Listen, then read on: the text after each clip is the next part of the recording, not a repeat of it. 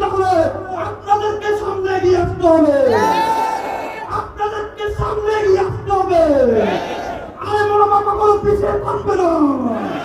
অতএব আমি আপনাদেরকে অনুরোধ জানাবো, আপনারা জাতির সূর্য সন্তান, আপনারা জাতির শ্রেষ্ঠ সন্তান, বাংলাদেশ গড়ার লক্ষ্যে আমরা আপনাদেরকে পাশে চাই, আমরা আপনাদেরকে সাথে নিয়ে পথ চলতে চাই।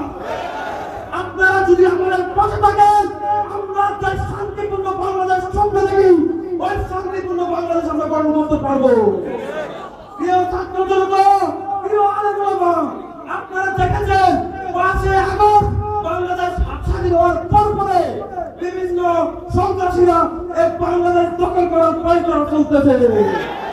বিভিন্ন সন্ত্রাসীরা এই বাংলাদেশের সম্পদ লুট করার জন্য পরিকল্পনা করতেছে।